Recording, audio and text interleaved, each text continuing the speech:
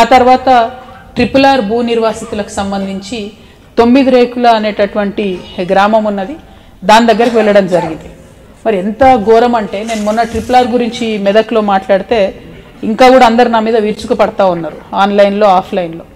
మరి ఇక్కడ కూడా సేమ్ అదే పరిస్థితి ఉన్నది. ఇప్పుడు నిన్న మేము పోయినటువంటి 9 రేకుల గ్రామంలో ఇది 4th అలైన్మెంట్, 4వసారి మారిన అలైన్మెంట్తోని ఈ 9 రేకుల గ్రామంలో ల్యాండ్ పోతున్నది. ఎంత పోతున్నది? 200 ఎకరాల ల్యాండ్ పోతుంది.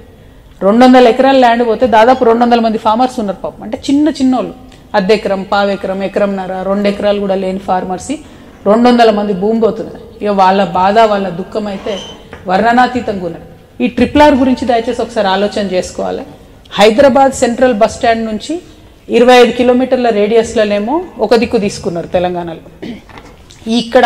ఎక్కడైతే ఈ 9 రేకుల గ్రామం ఉందో ఓఆర్ఆర్ మన ఔటర్ రింగ్ రోడ్ నుండి 25 కిలోమీటర్లు తీసుకున్నారు. దాంతో అలైన్మెంట్ మారింది. అసలు బీఆర్ఎస్ గవర్నమెంట్ ఉన్నప్పుడు 2 సార్లు మారింది అలైన్మెంట్, అక్కడ కాంగ్రెస్ వచ్చినాక ఇంకో 2 సార్లు మారింది. ఇది 4th టైం వాళ్ళ ఊర్లోకి వెళ్ళిపోతున్నది. సో అసలు ఎందుకు జరుగుతుంది ఇట్లా, ఏమైంది అని మేము గ్రామస్తుల్ని ఎంక్వైరీ చేస్తే ఇది మళ్ళీ గ్రామస్తులు చెప్పిందే. ఇప్పుడు ఇక నన్ను అంతా కాంగ్రెస్ వాళ్ళు తిడతారు కానీ చెప్పక తప్పదు. మొన్నటిదాకా బీఆర్ఎస్ వాళ్ళు తిట్టారు, ఇప్పుడు కాంగ్రెస్ వాళ్ళు తిడతారు. బట్ దీనికి సొల్యూషన్ కూడా వెతుకుతున్నానే.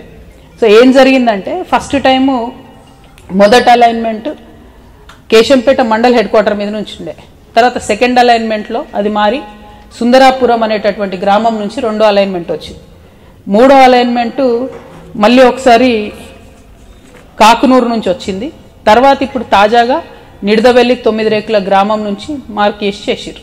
మరి ఎందుకు ఇంతగానం మారింది అని అంటే, అక్కడ స్థానికులు చెప్తున్న విషయం ఏంటంటే, రంగారెడ్డి మహబూబ్ నగర్ జిల్లా పరిధిలోని ఆమన్గల్ మాడుగుల మండలం మధ్యలో 5,000 ఎకరాల భూమి సీఎం రేవంత్ రెడ్డి గారు, వారి సోదరులు, అట్లానే పొంగులేటి శ్రీనివాసరెడ్డి గారు వారి కుటుంబీకులకు సంబంధించి భూములు ఉన్నాయి కాబట్టి 4 సార్లు అలైన్మెంట్ మార్చిండ్రు అని చెప్పడం జరిగింది. సరే, దాంతోపాటు అక్కడ మా బీఆర్ఎస్ నేతలు కూడా భూములు కూడా మా పాత బీఆర్ఎస్ నేతల భూములు కూడా ఉన్నాయని చెప్పి వాళ్ళ పేర్లు చెప్తే లొల్లు అవుతుందని చెప్తలేను. మొన్న చెప్పిన పేర్లోనే మళ్ళీ ఈడ కూడా ఉన్నదట. సో అది ఏందో కథ నాకు తెలియదు. సో దానికి సంబంధించి కూడా చూడాలి.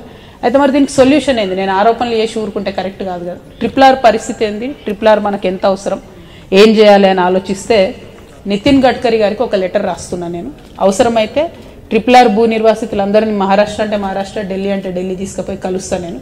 ఎందుకంటే ఒక దిక్కు ఒక రకంగా, ఇంకో దిక్కు ఇంకొక రకంగా, చాలా అశాస్త్రీయంగా ఎవరికెక్కడ ఎంత ఇన్ఫ్లుయెన్స్ ఉంటే అంత ఇన్ఫ్లుయెన్స్ వాడుకొని దాన్ని మార్చినట్టుగా స్పష్టమవుతుంది. కాబట్టి మళ్ళీ ఒకసారి ట్రిపుల్ ఆర్ రీసర్వే చేయాలని చెప్పి నేను నితిన్ గడ్కరీ గారికి ఉత్తరం రాస్తా ఉన్నా.